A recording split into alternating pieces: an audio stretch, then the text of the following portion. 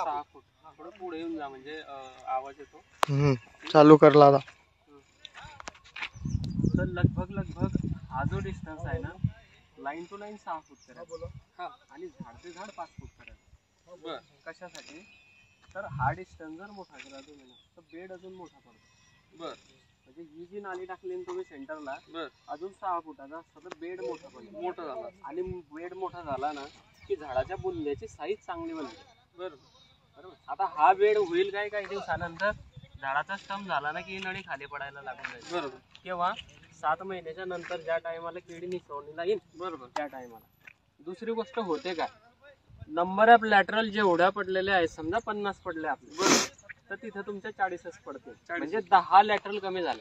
म्हणजे water management तुम्हाला चांगले करते. बरोबर. म्हणजे पाण्याचा जो फ्लो आहे तो व्यवस्थित करतोय. आणि याच्यामध्ये होतं काय 2 झाडांच्या मध्ये असलेलं जो डिस्टन्स आहे हा जर जास्त झाला तर नंबर ऑफ ड्रिपर जसं हे ड्रिपर आहे अजून झाड लावल्यानंतर रूट वाढण्यासाठी फार वेळ लागतो. आज असेल याची रूट जो रनर रूट जो असतो याला स्टेबल करतो उभं करतो ते रूट खालून जात असेल पण त्याची फीडर रूट आहे ना झाडाचं हे जे पान आहे या पानाच्या लगभग मध्येच ते कार्य करतं. बरोबर. म्हणून सुरुवातीचे 1.5 महिना 45 दिवस तुम्हाला शेड्यूल आलेला असेल माझं फक्त ड्रिंचिंगच करायचं आहे आणि 30व्या दिवशी बेसल डोस टाकायचा. तो बी झाडापासून 6 इंच दूर असा कोरून सण जिथं ओलावा आहे तिथं. आता त्याच्यानंतर जर बघितलं तर 35व्या दिवसापासून ड्रीप ऍप्लिकेशन आहे. मग ड्रीप ऍप्लिकेशन जर हा सेंटरला 1 ड्रिपर किंवा 2 ड्रिपर जर वेस्टेज आपलं मटेरियल इथं टाकत असेल तर तो आपल्या खिशाचा बजेटचा जो काही आहे आता एवढ्या याच्यामध्ये जर का तुमचे लगभग जर 2000 ड्रिपर मधनं जर का तुमचं वेस्टेज मटेरियल जात आहे तर ते झाड खाईल का. दुसरी गोष्ट ज्या वेळेस त्याची रूट त्याच्यापर्यंत पोहोचेल तोपर्यंत ते तिथं मटेरियल राहील का ते न्यूट्रल होऊन गेलेलं राहील किंवा ते बाउंडिंग बनवून तिथंच पडलेलं राहील. झाड अपटेकिंग करणार नाही. म्हणून हा जो डिस्टन्स तुम्ही करता ना तर याच्यामध्ये मग तुमची ड्रीप ऍप्लिकेशन जे केलेलं आहे तुम्ही ड्रीप जी टाकताय ती मग 1.5 फुटावर पाहिजे. आता 1.25 फुटावरती 4 लिटर डिस्चार्ज. त्याचा विषय सांगतो तुम्हाला. आता अगोदरच त्याचं म्हणणं पडलं हा जर 6 वर केला तर नळ्या कमी होता पाणी कमी भेटतं. वल्लाकच बेड पाहिजे उन्हात त्याचं काही असं म्हणणं होतं त्याचं. त्याच्यामुळे नळ्या कशा काय कमी होते बघा. 5 फुटावर घेतलं 6 फुटावरती जर घेतलं तुम्ही जेवढं मोठं घेणार आता समजा या पट्टी जास्त मोठी झाली की हे जास्त कोरडी होते ना. नाही ही जी फट्टी आहे ना हा जो बेड आहे जसं तुम्ही हा डिस्टन्स घेणार ना त्याला साहेब 6000 घेतलं तर डबल ड्रीप पाहिजे. मग याच्यामध्ये मी पुढचं जे आहे ते तुम्हाला तेच सांगतो आहे की 4 लिटर पर्यंत मी आला होता तेवढा तुम्ही टर्न मारून घेतला की ड्रीप मध्ये मी तुम्हाला डिस्टन्स जो सांगतो आहे. आपली मनस्थिती पहिल्यांदा आपल्याला चेंज करावी लागेल. मग त्या टायमाला जसं मी तुम्हाला 1.5 फुटाचं जे सांगतो आहे शेतकऱ्याकडून येतं बरोबर मग समोरून की आता यांना काय काय सांगायचे कारण तुमचे प्रॉब्लेम इथले जे आहेत या प्रॉब्लेमला अनुसरूनच माझ्याकडून गाईडलाईन गेली पाहिजे. नाही तर मी सावद्यावरून आला किंवा मी भारतातल्या कुठलाही चांगला प्लॉट बघितला नंदुरबारच्या आधारात ते ऍप्लिकेशन इथं करायला लावणं चुकीचं आहे.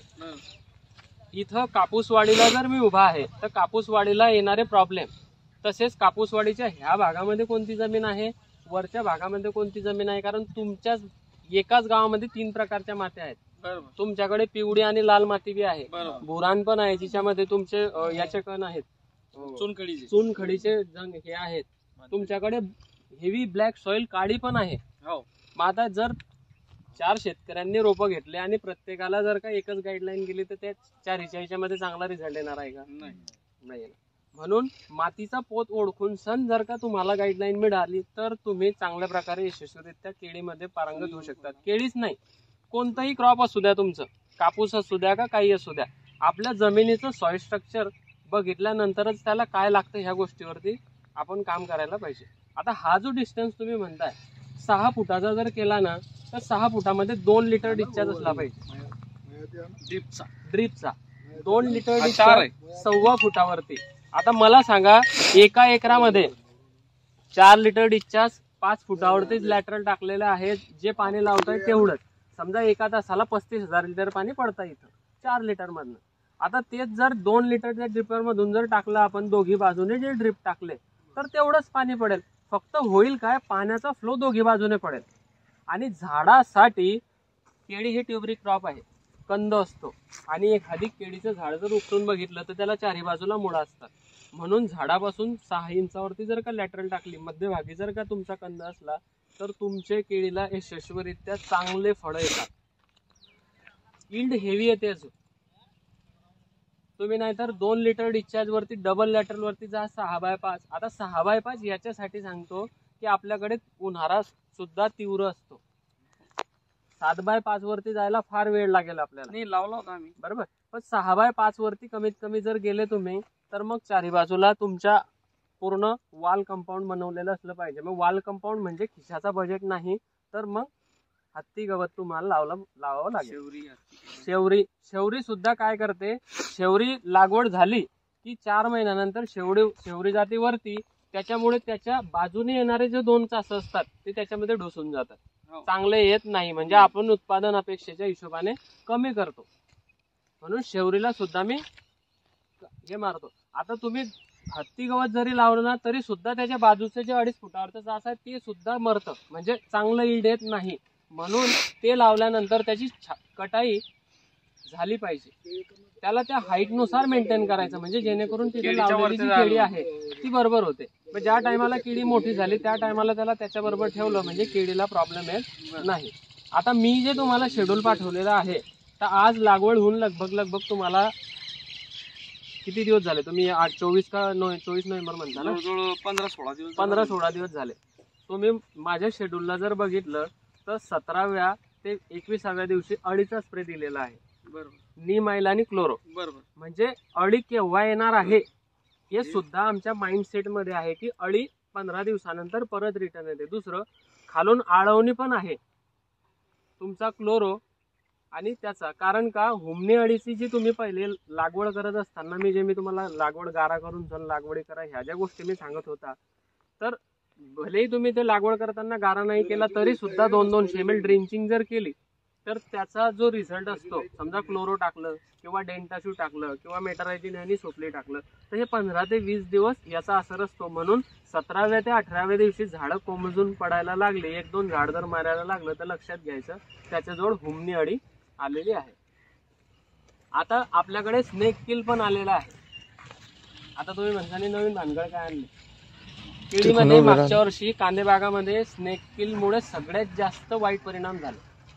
स्नेक किल काय, लाल कलरचे एवढे हे असते, किटकुल असतं. ते नागा आपल्या हे असतो ना वाण्यासारखंच असतो, परंतु याला दोघी बाजूला सुंड्या असतात.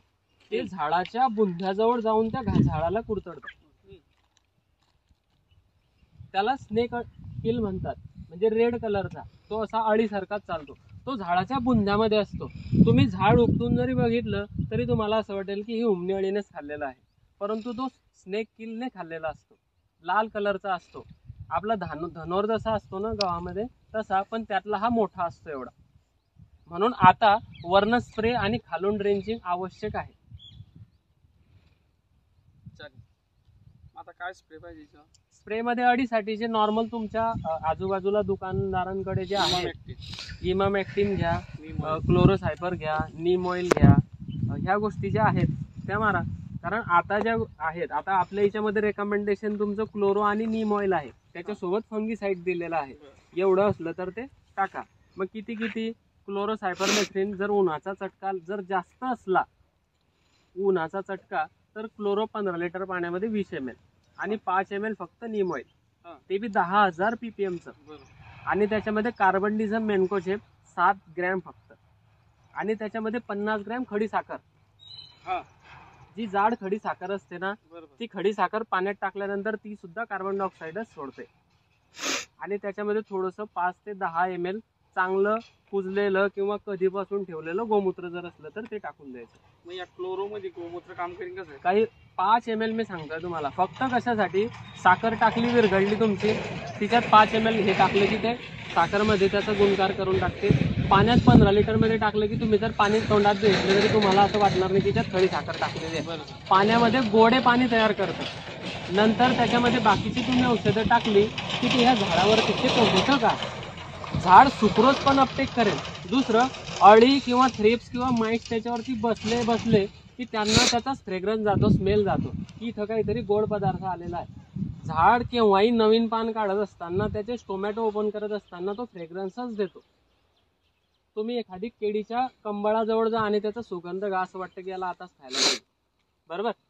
तो फ्रेग्रन्स असतो, म्हणून त्याच्यावरती थ्रिप्स, माइट्स त्या वेळेला जास्त अटॅक करतात.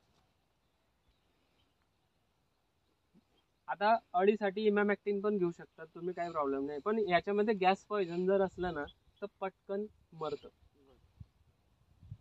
क्लोरोसायपरमेथ्रिन घ्यायचं, नुसतं क्लोरो घ्यायचं नाही. मग 50-5 घेतलं तरी चालतं, त्याच्याने पटकन रिझल्ट येतो. मग याच्यावर काही कडकपणा, काही प्रॉब्लेम काही येणार नाही. फक्त पाणी, मी जे तुम्हाला पाणी जे सांगितलं ना ते त्याच्यासाठीच गोडे पाणी केलं. आणि जर का पाण्याचा TDS जर जास्त असला तर त्याच्यामध्ये लिंबू पिळून काम करून घ्यायचं. शक्यतोवर स्प्रे करत असताना ताजं टाकीत भरलेल्या पाण्याने स्प्रे करायचा. नाही तर आज स्प्रे मारायचा आहे, कालच्या दिवशी परवाच्या दिवशी टाकी भरून ठेवलेली आहे, त्याच्याने पानांवरती स्कॉर्चिंग येते. बरोबर, थंड पाणी होऊन जातं. थंड पाणी होऊन जातं, त्याचा pH पण वाढून जातो, TDS पण वाढून जातो. मग तशा पाण्यामध्ये झाडांच्या पानांवरती स्कॉर्चिंग येते, म्हणून ताजं पाणी घ्यायचं. पानांची साईज वगैरे चांगली आहे, वेल सेट आहे रोप एकदम, म्हणजे सगळे रोपांची जी ग्रोथ आहे एकदम चांगली आहे. दुसरं, झाडाने प्रत्येक पानाने, ही जी पानं होती ही तुमची रोपं आल्यानंतरची होती, ही 1, 2, 3 पानं जागेवरती त्याने काढून टाकले. म्हणजे 15 दिवसामध्ये जी कार्यप्रणाली झाडाने करायला पाहिजे ती तुमच्या शेतामध्ये करून टाकली. जाऊ द्या, पण 2 तर सरलाट काढली. 2 आलेच आहे, सेंटर पोंगा मधनं वरती आहे. बाकी तुमच्या ड्रेंचिंग वगैरे ज्या आहे त्या कंटिन्युअसली चालू राहू द्या. महिन्याचा जो बेसल डोस आता तुम्ही जो दाखवला मी दिलेला आहे त्याच्यामध्ये, तो बेसल डोस आधी तयार करून ठेवा. बेसल डोस टाकत असताना शक्यतो रासायनिक खतांमध्ये थोडासा कमी हे करून, जसं एक बॅग जिथं सांगितली DAPची, तिथं तुमच्या एक बॅगमध्ये जसं 50 किलो जे असतं तर त्यातलं 20 किलो घ्यायचं, 30 किलो राहू द्यायचं. मग 30 किलो घ्यायचं काय, मग शेणखत घ्यायचं कुजलेलं. म्हणजे भट्टी खादवरती तुम्ही काम करा. म्हणजे भट्टी खात करायची प्रक्रिया सांगा साहेब. भट्टी खात तयार करण्यासाठी करायचं काय, जेवढं रासायनिक मिश्रण तुम्ही घेता आहेत त्याच्या 3 पट कुजलेलं शेणखत घ्यायचं. कुजलेलं म्हणजे 2, 2.5, 3 वर्ष आधीच ते त्याच्यामध्ये मिश्रण करायचं. तर आता याच्यामध्ये हार्ड फर्टिलायझर जेवढे आहेत, तर हार्ड फर्टिलायझर मध्ये तुमचा DAP झाला आणि पोटॅश झाला आणि सिंगल सुपर फॉस्फेट, हे थोडेसे लेट लागतात, बरोबर. जमिनीमध्ये टाकल्यानंतर याची जमिनीसोबत अभिक्रिया, पाण्यासोबत अभिक्रिया होऊन याला लागायला फार वेळ लागतो. म्हणून याला जर भट्टी घास शेणखतासोबत म्हणजे सेंद्रिय कर्बासोबत जर तुम्ही व्यवस्थित कुजवून जर दिलं तर ते झाड लगेच त्याला 10 ते 15 दिवसामध्ये ऍप्लिकेशन मध्ये घेऊन त्याला लगेच आपल्या इंटरनल बॉडीमध्ये प्लांट फूडच्या माध्यमातून घ्यायला लागतं. मग तुम्ही DAP 20 किलो जर घेत असले, तिथं 10 किलो जर पोटॅश घेत असले आणि अमोनियम सल्फेट, जसं आताच्या टायमाला युरिया टाकणं हे चुकीची गोष्ट आहे, कारण युरिया जर टाकला तर हा पाण्याला थंड बनवतो. दुसरं, आता थंडीचे दिवस आहे, पाहिजे तेवढा फोटोसिंथेसिस सनलाईट याला मिळत नाही, कारण केळीच्या झाडाला दिवसभरामध्ये कमीत कमी जो आहे तो 4 तासाचा चटक्याचा सनलाईट मिळाला पाहिजे आणि जास्तीत जास्त 6 तासाचा, त्याच्यावरती नाही. मग त्यावेळेस त्याचा आपलं नवीन पान काढायला मग तो 4-5व्या दिवशी रेडी असतो. पण ह्या वेळेस आता होतं काय आहे, कधी ढगाळ वातावरण आहे, तो 2 तास चांगलं चटक्याचं ऊन आहे. मग आता भट्टी खात करायची प्रक्रिया स्टार्ट पासून सांगा तुम्ही आम्हाला. भट्टी खात तयार करत असताना करायचं काय, जसं आता 1 एकर साठी मी तुम्हाला सांगितलं, आता 3000 प्लांट, 3000 रुपये, मग 3000 साठी किती घेतलं पाहिजे? 3000 प्लांट साठी आता सुरुवातीला हो बसा ना, बसा, काही प्रॉब्लेम नाहीये. आपण 5-10 मिनिटं शिल्लक बसून 3000 जे प्लांट आहेत, आता सुरुवातीला जो बेसल डोस द्यायचा आहे तुम्हाला, तर 1030 किलो खतं घ्यायची. 1030 किलो म्हणजे 30 किलो तुमचा DAP घ्यायचा, 30 किलो पोटॅश घ्यायचा आणि 30 किलो अमोनियम सल्फेट घ्यायचा. हा जर 90 किलो झाला हा, तर 90 किलोच्या 3 पट शेणखताच्या हे घेऊन घ्यायचा, म्हणजे 180 किलो शेणखत घ्यायचं. याच्यामध्ये याचं मिश्रण करून घ्यायचं पूर्ण. याचं मिश्रण केल्यानंतर याच्यामध्ये मायक्रोन्यूटन मिळतात दाणेदार. हजारी 4 किलो मायक्रोन्यूटन घ्यायचं दाणेदार, कारण ते स्वस्त पण असतात. मग ते एका बाजूला दुसऱ्या याच्यामध्ये टाकून ठेवायचे. आता पहिल्यांदा भट्टी खाद मध्ये जे NPK आहेत हार्ड फर्टिलायझर त्याला मिक्स करायचे. DAP अमोनियम सल्फेट आणि तुमचा पोटॅश. आता जर तुम्ही झाडं लागवड करायच्या आधी जर याला सिंगल सुपर फॉस्फेट दिलेला असेल तर सिंगल सुपर फॉस्फेट घ्यायची आवश्यकता नाही. जर घेतलेला नसेल तर सिंगल सुपर फॉस्फेट 1002 बॅगात टाकून घ्यायची परत ह्या बेसल डोस मध्ये. म्हणजे तो जर तुमचा 100 किलो बल्क आला तर त्याच्या 100 किलोच्या 3 पट तुमचा शेणखताचा मारा येतो. म्हणजे शेणखत जेवढा जास्त प्रमाणात जाईल तेवढा सेंद्रिय कर्ब इथला वाढेल आणि तो निव्वळ त्या झाडाच्या बुंध्याजवळच जाईल. आता बघा 2 सिंगल सुपर फॉस्फेट घेतलं, 30 किलो DAP घेतला, 30 किलो पोटॅश घेतला, 30 किलो अमोनियम सल्फेट घेतला. आता किती झालं? 190 किलो. 190 किलोच्या 3 पट शेणखत घ्यायचं. म्हणजे 2 क्विंटल हे झालं बुवा एक अंदाजे. ते बाकीचं 6 क्विंटल घ्यायचं. म्हणजे किती झालं? 8 क्विंटल झालं. 8 क्विंटलला एका ठिकाणी मिक्सचर करायचं. मिक्सचर केल्यानंतर याला मॉइश्चर असला पाहिजे, म्हणजे थोडासा पाण्याचं प्रमाण असलं पाहिजे. मग 10 ते 15 लिटर जीवामृत बनवून घ्यायचं. आता जीवामृत तुम्हाला माहिती आहे, गुळ, गोबर आणि शेण. मग 10 लिटर पाण्यामध्ये 1 किलो ताजं शेण टाकायचं, 1 किलो गुळ टाकायचा आणि त्याच्यामध्ये 1-2 किलो मेडची मट्टी टाकायची, आपल्या बांधावरची माती. त्याला हलवून घ्यायचं, 2-4 दिवस त्याला पडू द्यायचं. म्हणजे आपण जर आज बेसल डोस बनवतोय तर 3-4 दिवस आधी तुमचं जीवामृत बनलेलं असलं पाहिजे.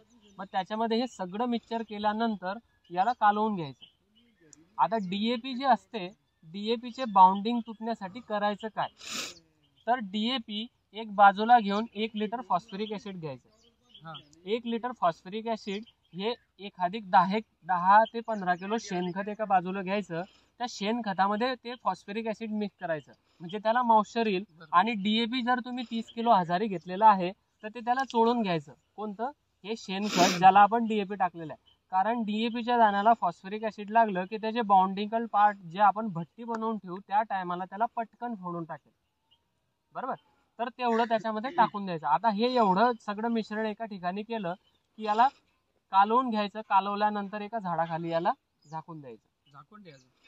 याला हवा बंद झाकून ठेवायचं. याला 3 दिवसानंतर काढायचं. खाली कागद टाकायचा का मग अगोदर? पूर्ण कागदच असेल ना. हा खालून बी तुम्ही पूर्ण कागदावरती याला मिक्सचर करायचं. मिक्सचर केलं तुम्ही की त्या कागदाला असं पूर्ण झाकून द्यायचं. म्हणजे फटच घ्यायची, आपल्याकडे जो फट म्हणतो आपण, ती फट घ्यायची. शक्यतोवर प्लॅस्टिकचा कागद असला तर फार उत्तम, आणि तो बी काळ्या कलरचा. काळ्या कलरचा जर असला तर हवा बंद होऊन जातो. म्हणजे आतमध्ये त्याची रासायनिक क्रिया जी होते ना, तर त्याचे बाउंडिंगल तो तोडून टाकतो. 3 दिवसानंतर ह्या भट्टी, जे खात बनवलेली भट्टी आहे, याला ओपन करायची. ओपन केल्यानंतर याच्यामधनं फार भयंकर अशा दुर्गंधी येते, भयंकर. आणि ती नाकातोंडामध्ये जाऊ द्यायची आणि फक्त पावड्याने त्याला फोडून घ्यायचं. त्यातली बाष्प गेलं बाहेर की त्याला परत पलटी मारून घ्यायचं. ज्या दिवशी तुम्ही 3ऱ्या दिवशी पलटी मारणार तर तुम्हाला त्याच्यामध्ये 70% मटेरियल हा विरघडलेला मिळेल. काही प्रमाणात दिसेल फक्त. परत त्याच्यामध्ये जर मॉइश्चर नसलं तर थोडंसं पाणी टाकून घ्यायचं, परत त्याला ठेवून द्यायचं. 8व्या दिवशी त्याला ओपन करायचं, तोडून सण डायरेक्ट जमिनीवरती टाकून द्यायचं. जमिनीमध्ये टाकत असताना झाडापासून 6 इंच लांब बेसल डोस भरला गेला पाहिजे. लांब. हा. आता लक्षात हे घ्यायचं, भरपूर शेतकरी करतात काय की भट्टी खात बनवलं की तिकडे कालवणं आणि इकडे टाकणं चालू. त्याला कमीत कमी नमस्कार तुमची आठवण काढली होती मी आता. बंद करू का? कमीत कमी त्याला 20 ते 25 मिनिटं त्यातला जे फ्युम्स असतात ते निघू द्यायचे. नाही तर भरपूर शेतकरी करतात का, इथं टाकलं याच्या खालून जर दिवसभर फ्युम झाला तर हे पान काळं पडून जाते. तुम्हाला असं वाटतं हे झालं काय, तर त्याचा शॉक बसतो. त्याला तो शॉक बसायला पाहिजे नको म्हणून त्याला बाहेर त्याची फ्युम काढून घ्यायची. हा झाला भट्टी खात. आता मी तुम्हाला चिलेटेड जे मायक्रोन्यूटन मी तुम्हाला सांगितलं दाणेदार, ते दाणेदार मायक्रोन्यूटन त्याच तेवढ्या खतातनं चांगलं शेणखत गाळून घ्यायचं. जर 5 किलो तुम्ही दाणेदार जर घेतलं, 4 किलो हजारी म्हणजे तुमचं 3000 झाडांना 12 किलो झालं, तर तुम्हाला 50 किलो शेणखत घ्यायचं त्यातलं गाळून सण, आणि त्याला वेगळं भट्टी खातमध्ये लावून द्यायचं. ते त्याच्यासोबत मिक्स करायचं नाही. त्याचे परिणाम रिझल्ट चांगले येत नाही, कारण त्याच्यामध्ये मिक्स मायक्रोन्यूटन जे आहे दाणेदार, ते 50 किलो शेणखतामध्ये वेगळे मिक्स करायचे, त्याला वेगळी पोटली बांधून ठेवायची. आता जर का तुम्ही ह्या बाजूला रासायनिक खत दिलेलं आहे तर ह्या बाजूला इकडच्या बाजूला तुम्ही ते मिक्स मायक्रोन्यूटन द्यायचं. पण ते किती थोडं थोडं येतं. शक्यतोवर तुम्ही ड्रीपच्या खाली टाकण्याचा प्रयत्न करायचा, म्हणजे जेणेकरून ते विरघळून जातं. आता 30 लागवड झाल्यानंतर 30 दिवसानंतर बेसल डोस जर टाकला तुम्ही, तर 35व्या दिवशी एक मी ड्रीप ऍप्लिकेशन तुम्हाला दिलेलं आहे. जसं 1000 झाडांना 12-32 सोडा, 100 लिटर पाण्यामध्ये 1 लिटर फॉस्फरिक ऍसिड, 6 किलो 12-32 सोडा, किंवा 12-32 सोडा नसतं तर 14-35-14 घ्या. त्याच्यात 14-35-14 नसलं तर 10-26-26 घ्या. बरोबर. हे घ्यायचं, 6 किलो घ्यायचं. त्याच्यामध्ये पोटॅश घ्यायचा 3 kilo, 2 kilo ammonium sulphate, 1 kilo magnesium sulphate, 200 gram potassium humate. याचं सगळं मिश्रण केल्यानंतर हे ड्रीपमधून ॲप्लिकेशन होऊन निघून जातं. कारण तिथं दिलेला 12-32 सोडा किंवा 10-26-26 हा फॉस्फरिक ॲसिड सोबत जर दिला तर तो पूर्ण पाणी होऊन ड्रीपमधून निघून जातो. त्याचे बॉन्डिगल पार्ट तो फोडून टाकतो. मग हे ॲप्लिकेशन प्रत्येक 6-6 दिवसाला जर दिलं तर त्याला लागणारा जो सुरुवातीचा फॉस्फरस असतो आणि नायट्रोजन असतो तो त्यातनं त्याला भेटून जातो. कारण झाडांना सुरुवातीच्या अवस्थेमध्ये तुम्हाला सगळ्यात जास्त फॉस्फरसची आवश्यकता असते, दुसरं नायट्रोजन, तिसरं कॅल्शियम आणि चौथं पोटॅशियम. या चौघांना बॅलन्समध्ये जर तुम्ही व्यवस्थित जर दिलं तर तुमची येणारी यील्ड ही चांगलीच येणार. आणि तुम्ही जर का मी जे दिलेलं शेड्यूल आहे त्याला जर व्यवस्थितरित्या जर तुम्ही बघितलं तर त्याच्यामध्ये कोणत्याही कंपनीचं असं रिकमेंडेशन केलेलं हे नाही आहे. नॉर्मल NPK घ्यायचं आहे, त्यात हार्ड फर्टिलायझर कोणतं घ्यायचं आहे, मिडल फर्टिलायझर कोणते घ्यायचे आहेत, मायक्रोन्यूटन कोणते घ्यायचे आहेत, ते वेळेनुसार त्याच्यामध्ये दिलेले आहेत. कारण आपल्याला हेच लक्षात येत नाही की DAP चांगला आहे का 12-32 सोडा चांगला आहे. आता DAP हा जो मॉलिक्यूल आहे, आज टाकल्यानंतर 15व्या ते 16व्या दिवशी तो जमिनीमध्ये अभिक्रिया करेल पाण्यासोबत आणि 25व्या दिवसापासून त्याला लागायला सुरुवात होईल. कारण हा स्लो रिलीजमध्ये आहे. आता त्याच्याच ठिकाणी जर 12-32 सोडा घेतला तो 8व्या-9व्या दिवशीच जमिनीमध्ये कार्यक्षमता म्हणजे आपलं कार्य चालू करायला लागतो, तर तो तुमचा 35 ते 40 दिवसात संपतो. DAP ला संपायला तुमचे 45 ते 90 दिवस लागून जातात. तोच पोटॅश जर तुम्ही घेतला 60 किलोमध्ये तर तो पोटॅश तुम्हाला लागायला 120 दिवस लागून जातात. 3 महिने म्हणजे एवढा कालावधी लागतो. मग आपल्याला ते fast release, middle release, slow release हे लक्षात आलं पाहिजे. याच्यावरती तुम्ही किसान कार्यशाला जर बघत असाल, आता YouTube चॅनल किसान कार्यशाला, तर फास्ट रिलीज मध्ये काय फरक आहे, मिडल रिलीज मध्ये काय फरक आहे, स्लो रिलीज कोणकोणती फर्टिलायझर आहे, झाडाच्या कोणत्या अवस्थेमध्ये काय दिले गेलं पाहिजे, त्याच्या बॉडी अवस्थेनी आहे, ते सगळं तिच्यामध्ये दिलेलं आहे. कारण ह्या अवस्थेमध्ये हे झाड आहे तर याला दिलं काय गेलं पाहिजे. मग विनाकारण आपला पैसा खर्च होतो. जसं मी तुम्हाला सांगितलं की हे आतले जेवढेही ड्रिपर आहेत यातनं पडणारं जेवढंही पाणी आहे आजच्या कंडिशनला झाड याला अपटेक करायला इथपर्यंत कार्यक्षम नाही, कारण याच्या रूटच नाही आहे तिथपर्यंत त्याच्या. म्हणून बेसल डोस इथं पडला पाहिजे, ड्रिंचिंग त्याच्या 20 ते 25 दिवसापर्यंत झाडापासून इथं झाल्या पाहिजे. मग झाड तुमचं पटकन अपटेक करतं. दुसरं 2 ते 3 स्प्रे झालेच पाहिजे, कारण याच्यावरती जर ऑक्सिजनचे स्प्रे गेले, तुमचे न्यूट्रिशनचे जर स्प्रे गेले तर झाड पटकन व्हेजिटेटिव्ह ग्रोथकडे जातं. मग त्या टायमाला त्याच्यावरती फंगीसाईडचा जास्त प्रयोग नको झाला पाहिजे. जर फंगीसाईडचा सुरुवातीच्या अवस्थेमध्ये जर प्रयोग झाला तर झाडं थांबून जातात.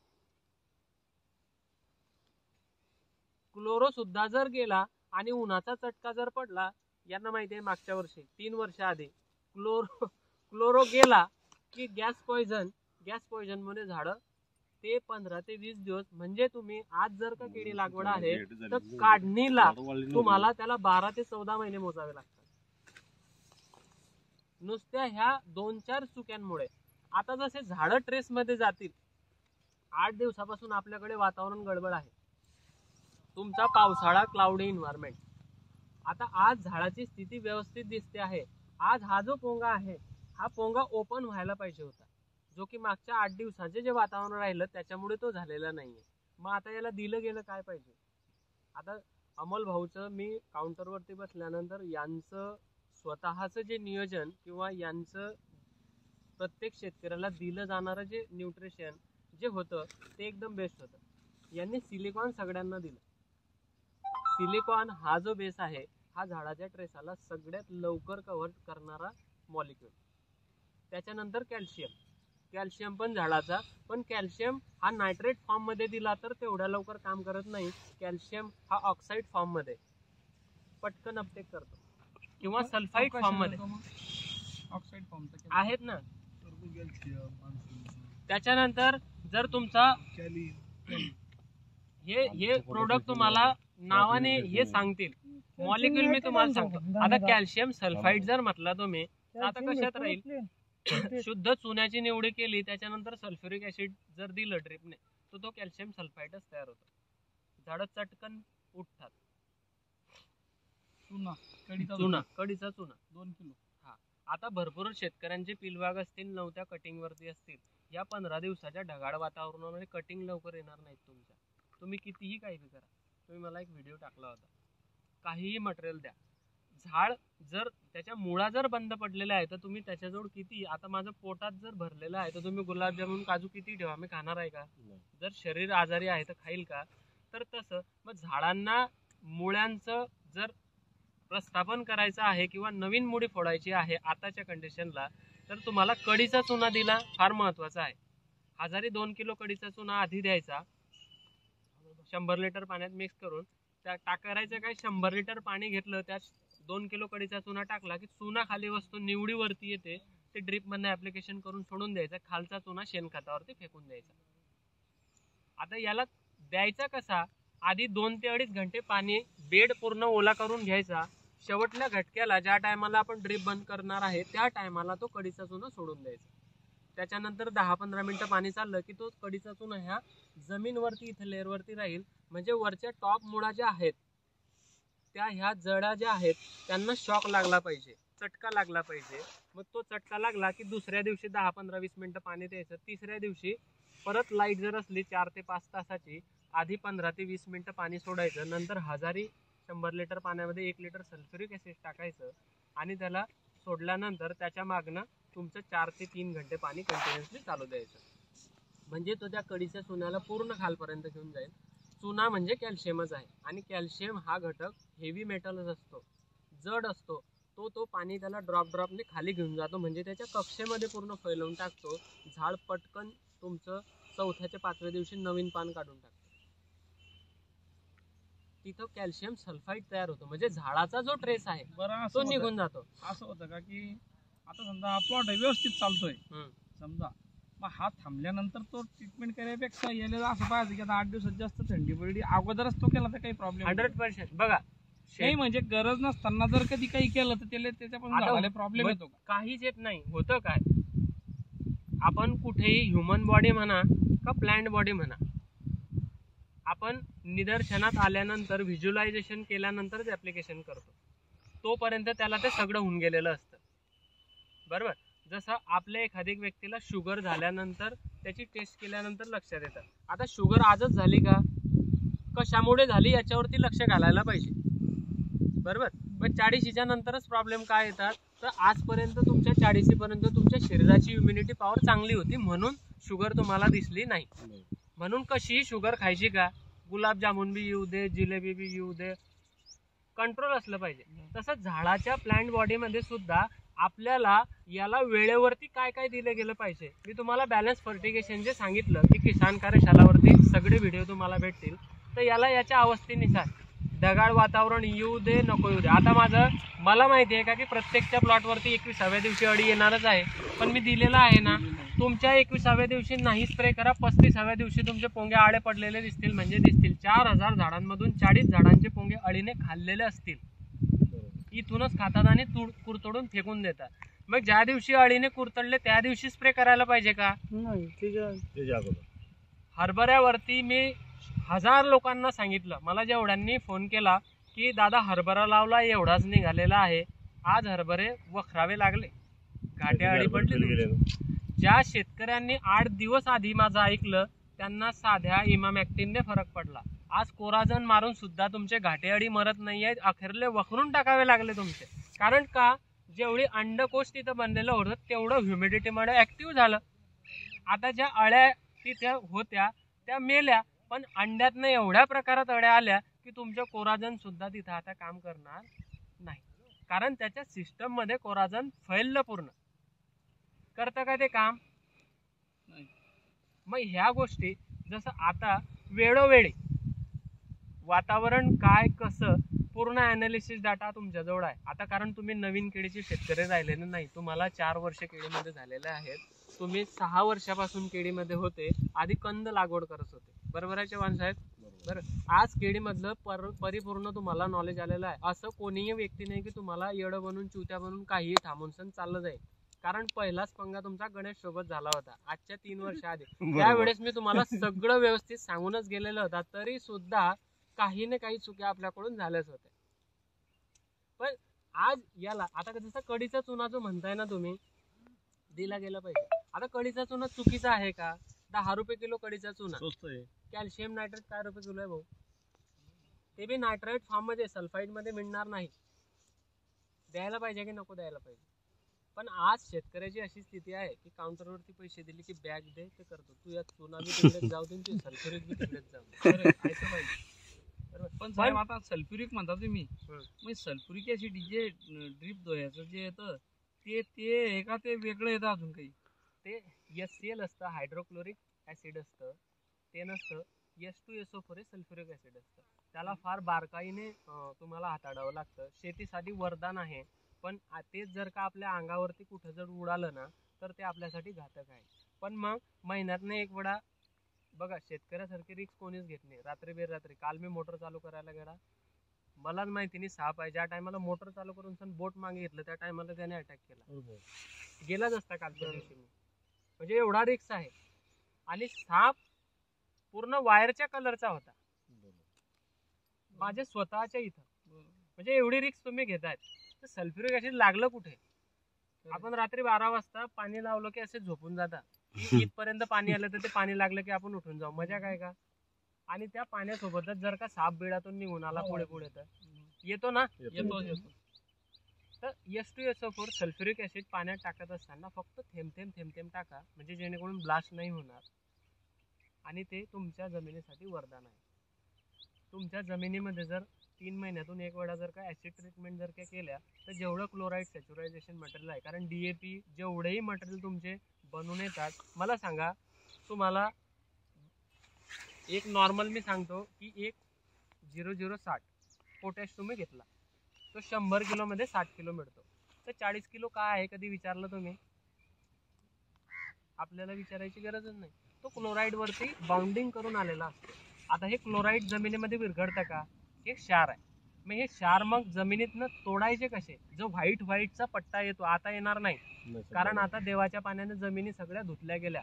जमिनीत देवाचं जेवढं पाणी असतं ना हे सगळं तुमचं आम्लयुक्त असतं, ऍसिडिक असतं. म्हणून तुमचे जमिनीवरचे बेड जमीन अशी धुतली जाते. म्हणून देवाचा पाऊस आल्यानंतर सगळे झाडं किंवा सगळ्या प्रकारच्या वनस्पती हिरव्यागार का होतात? तर ते तुमचे जमिनीवरचे सर्फेक्टाईन तोडतात, क्लोराईड तोडतात. या दिवसावर कधी दिसलं का तुम्ही कितीही पाणी लावा पांढरं दिसतं का? नाही. पण हेच तुम्ही मार्चच्या नंतर 1 तास जरी पाणी लावला तरी सगळं व्हाईट दिसतं, कारण त्या टायमाला क्लोराईड सोडियम हा वाढलेला असतो. मग त्यावेळेस तुमच्या ऍसिड ट्रीटमेंट झाल्या पाहिजे. मग नेहमी नाही करायचं, कारण नेहमी बी जर करत असले तर पाण्यामध्ये ज्या ड्रीपच्या साहाय्याने आपण जर का सल्फ्युरिक ऍसिड जर देत गेलो तर हे पाण्यामधनं टप खाली घेऊन जातात. मग जेवढे हेवी मेटल्स आहेत, जसं तुमचं कॅल्शियम आहे, तुमचं मॅग्नेशियम आहे, तुमचं पोटॅशियम आहे, जेवढे हेवी मेटल्स आहे जमिनीत घेऊन जातात झाडाच्या कक्षेच्या ज्या रूट कक्षा असते त्याच्या खाली. मग तिथं जर का ते चालले गेले तर झाड चांगल्या प्रकारे तुम्हाला रिस्पॉन्स देत नाही. म्हणजे त्यात सुद्धा आपल्याला कुठेतरी व्यवस्थितपणा असणं गरजेचं आहे. बरोबर? म्हणून बेसल डोस शेड्यूल मध्ये मी दिलेले आहेत, कसे टाकायचे काय टाकायचे वेळेवरती. याच्यावरती काय प्रॉब्लेम येतो बघा, मला नाही माहिती की आजच्या महिन्यानंतर का पाऊस येणार आहे, का ढगाळ वातावरण राहणार आहे, का जास्त ऊन तापणार आहे. तुम्ही इथंच आहेत तर आपल्याला वेळेच्या आधी जसं लक्षात आलं तसं आपल्याला काम करावं लागेल. बरोबर? एक शेड्यूल चार्ट हा नॉर्मल पूर्ण वर्षभराचा पूर्ण सगळीकडे फिरून बनवलेला आहे. त्यात आपण बदल करू शकतो. बरोबर? काळी भुरी पाण्याचा TDS कोणाचं विहिरीचं पाणी आहे, कोणाचं ट्यूबवेलचं पाणी आहे, कोणाचं 150 फुटावरून येणं आहे, कोणाचं 350 फुटावरून येणं आहे. आता तुम्ही बोरिंगचं 350 फुटाच्या पाण्याचा TDS हाय असतो, तेच विहिरीचं 1.25 फुटावरचा पाण्याचा TDS लो असतो. दोघांमध्ये मटेरियल सोडल्यानंतर तुमच्या बोरिंगच्या पाण्यामध्ये सोडलेले जे मटेरियल्स असतात ते झाडांना लवकर लागत नाही. आमचं विहिरीच्या पाण्याला 475 आहे. विहिरीतल्या पाण्यातले विहीर बी एवढी खोल आहे नाही, 475चा TDS आहे त्याचा. तर मग ठीक आहे ना, 500 पर्यंत व्यवस्थितच असतो. व्यवस्थित आहे का? हा, चांगल्यातला चांगला जर TDS म्हटला तर तुमचा 350 पर्यंत असतो, पण 475 काही तेवढा वाईट नाही आहे. सगळ्यात हेवी हा 750 ते 1000 तिकडे गेला तर त्याच्यामध्ये तुम्ही 2-2 हजारावरती गुजरातमध्ये काम करतायत, पीनट्स घेतायत. जो शेंगदाणा असतो ना, चांगलं उत्पादन घेत आहेत. राजस्थानमध्ये बी 1,500 हजार आहे, त्या ठिकाणी जिरा वगैरे हे शेती होते. पण ते जमिनीला त्यांच्याकडे काय आहेत ना, सॉईल जे स्ट्रक्चर असतं ना हे वेगवेगळं असतं. सॉईल म्हटल्यानंतर याच्यामध्ये 3 प्रकारचे मॉलिक्यूल असतात. याच्यामध्ये सिल्ट असते, वाळू असते आणि तुमचा क्ले असतो. तो वेगवेगळ्या पार्टिकलमध्ये असतो. आता काही जमिनीमध्ये वाळूचं प्रमाण जास्त असते, मातीचं क्लेचं प्रमाण कमी असतं. क्ले म्हणजे फफुटा, जो प्युअर झाडाच्या याच्यावरती उडतो, ती प्युअर माती असते. आता याच्यामध्ये माती किती आहे, रेती किती आहे आणि सिल्ट कितले आहेत हे आपल्याला माहिती आहे का? म्हणजे हे पार्टिकल असतात. तर क्लेचं प्रमाण किती, रेतीचं प्रमाण किती, या तिघांचं हे बनून सण ही माती बनलेली आहे. आणि माती बनायला नॉर्मल वेळ नाही लागत, हजारो वर्ष लागतात, त्यावेळेस माती बनते. गेलो वाही देना पडेगा. वाही द्यायची काही जाऊ शकता नाही. बेडवरती किडे लागले ना, याच अवस्थेमध्ये राहू द्या. गवत थोडस एक गवत झालं तर गवत निंदून घ्या, बरोबर असं आहे का? पण होतं काय, जेवढ्या वेळेस वाया फिरवणार तेवढ्या वेळेस तुम्ही मागे जाणार. झाड चांगलं दिसेल पण रूट रायझोस्फिअर तुटतो, आणि जेवढ्या वेळेस रूट रायझोस्फिअर सुटेल तेवढ्या वेळेस झाडाला दखल होईल आणि येणारं यील्ड हे चांगलं मिळणार नाही. चांगलं म्हणजे काय, काढतात चांगलं, परंतु खर्चिक असतं, बरोबर, खर्च करावा लागतो तेवढाच. आता हे झाड फक्त किती 1-2 वेळाला निंदणी जर करायची असली तर तेवढे. आणि आजच्या टायमाला कसं आहे, जर तुम्ही ह्या अवस्थेमध्ये यांना व्यवस्थित बादली वगैरे झाकून याला अंडीला जर मारायचं असलं तर नॉर्मल सिस्टमॅटिक वाला स्प्रे तुम्ही करू शकता. सिस्टमॅटिक मध्ये तुमचं पॅराकॉट वगैरे चांगला आहे, मग त्याचा जर स्प्रे केला तर तो जमिनीत गेल्यानंतर तो न्यूट्रल होतो. मग ह्या पानांवरती जर तो पडला याच्यावरती तर त्या गवताला तो संपूर्ण नाश करून टाकतो. ह्या किडीवरती त्याचा पाहिजे तसा परिणाम पडत नाही. सिस्टमॅटिक जर तुम्ही घेतलं तर मात्र तुम्हाला त्याचे प्रॉब्लेम बादली घ्यायची ना, टाकून घ्यायची, फवारलं की टाकून घ्यायची. एक बाई जर घेतली 7-8 जर बादल्या आणल्या करून 4,000 बादल्या घेऊन या, जेवढं रोप तेवढ्या बादल्या घेऊन या. मागची बाई उचलून पुढचं मागे लक्षात असू द्यायचं की आता असले बसलेले असं वातावरण पाहिजे. हवा जर असली आणि फोगर जर उडत असला ना तर त्याचे तंतू सुद्धा या झाडाच्या पानाला, कारण हे सेन्सिटिव्ह आहेत. नाही, पिलबागासाठी साहेब, पिलबाग आहे, पिलबागाला पॅराकॉटच घ्या ना, नाही तर स्वीप पॉवर पण आहे. मागच्या वर्षी त्याच्या खोळाची साल सडली होती साहेब. स्वीप पॉवर राऊंडअपचा भाग चांगला होता. राऊंडअपचा भाग काय, मी काय सांगतो, तुम्ही कोणत्याही बागाला समजा तिथं पॅराकॉट मार, सगळ्यात बेस्ट पॅराकॉट आहे. पॅराकॉट घेतल्यानंतर आज जर पॅराकॉट मारलं त्याच्या लगेच संध्याकाळी किंवा दुसऱ्या दिवशी सकाळी त्याला न्यूट्रल करावं लागतं. झाडाच्या ज्या मुळा आहेत त्या मुळेच्या कक्षामध्ये न्यूट्रिशन द्यावे लागतात. पण न्यूट्रिशन म्हणजे कोणते, तर 3 किलो युरिया आणि 1 किलो मॅग्नेशियम सल्फेट आणि 50 ग्रॅम त्याच्यामध्ये तुमचं पोटॅशियम हुमेट, हे जर का तुम्ही ड्रिप मधून ऍप्लिकेशन केलं तर तुमचं तणनाशक मारलेलं त्या झाडावरती परिणाम करत नाही. झाड ग्रोथ कडे जातं, हिरवणीकडे जातं. कारण क्लोरोफिल जे बनतं ना ते नायट्रोजन आणि मॅग्नेशियम मुळेच बनतं. काय सोडायचं, युरिया मॅग्नेशियम आणि पोटॅशियम हुमेट. फक्त 50 3 kilo urea, 1 kilo magnesium sulphate आणि 50 ग्रॅम पोटॅशियम हुमेट हे जर दिलं तर झाड आहे त्या अवस्थेमध्ये कोणत्याही प्रकारची त्याच्यावरती हानी किंवा ते फीडबॅक त्याला देत नाही तणनाशकाला, त्याला खायला मिळून जातं. कारण का, सगळ्यात अगोदर तणनाशक मारल्यानंतर झाडाच्या पानांची अवस्था होते काय, ते पिवळं पडतं, म्हणजे त्याचं क्लोरोफिल संपतं. आता आपण जे दिलं युरिया आणि मॅग्नेशियम, हे करतं काय, हे झाडामध्ये क्लोरोफिल वाढवतं. काय वाढवतं? क्लोरोफिल वाढवतं. मग झाड त्या रिॲक्शनकडे न जाताना दुसऱ्या रिॲक्शनकडे जातं, ते क्लोरोफिल बनवून घेतं. म्हणजे त्याचं अन्न ते तयार करून घेतो. हा, म्हणजे त्याच्यावरती जे त्याचा संपून रिझल्ट. टाकतो ते आपण देतो ते त्याला भेटून जातं. आणि वर्ण जर झालं तर एक न्यूट्रिशन स्प्रे घ्यायचा 3-19-19 बॅलन्स मध्ये. 3-19 15 लिटर पाण्यामध्ये 40 ग्रॅम 3-19-19 50 ग्रॅम खडी साखर हे टाकायची, हलवून घ्यायचं. 1-2 ते 3 ml सिलिकॉन स्पेस स्टिकर त्याचा फवारा याच्यावरती घेऊन घ्यायचा, म्हणजे हा त्याच्या ओऱ्याच्या बाहेरच जात नाही. जर का जास्त ऊन असलं किंवा आज कालच्या दिवशी ढगाळ होता आणि आज तर अचानक ऊन तापलं, मग सिलिकॉन त्याच्यामध्ये घेऊन घ्यायचा. सिलिकॉन सगळ्यात बेस्ट चांगला घटक आहे की तो त्याच्यावरती ट्रेस नाही होते. कारण सिलिकॉन चांगला आहे साहेब, कोणत्या कंपनीचा चांगला आहे? सिलिकॉन भरपूर आहेत आता ते कसं आहे, व्हिडिओ मध्ये बोलणं आणि 100 फोनांना हे करणं की मी तेच सांगितलं. सिलिकॉन चांगला आहे, सिलिकॉन तुम्ही मारू, सिलिकॉन मुळे सुद्धा झाडाचा ट्रेस कमी होतो. चांगलं कोणती कंपनी सांगा? ऍग्री पाठ होईल. ठीक आहे, बाकी काही आणखी क्वेश्चन आहे सिल्वेल नाही काय ऍग्री सरचं हेल्मेट आणि सिल्वेल. बरं साहेब, आता याले आता ही अवस्था आहे, आता याले पाण्याची गरज किती वेळ आहे? पाण्याची अवस्था काय आहे, जर चटका लागतो आहे, प्रत्येकाच्या खिशामध्ये मोबाईल आहे. बरोबर. मोबाईल मध्ये तुम्हाला आज किती तापमान आहे, आर्द्रता किती आहे, हे सगळं लक्षात येतं. आता कोणीही असा नॉर्मल राहिलेला नाही की त्याच्या खिशात मोबाईल नाही आहे. मग झाडाच्या पानाला सगळ्यात चांगलं आणि बेस्ट तापमान काय, तर तुमचं 28 ते 32 डिग्री. आता होतं आहे का? मग आज जर 28 ते 32 डिग्री जर तापमान असलं तर एका पानाला 1 लिटर पाणी लागतं. किती? 1 लिटर पाणी लागतं. मग आज आपल्या झाडांजवळ किती पानं आहेत? 5 पानांना किती लागेल? 5 लिटर.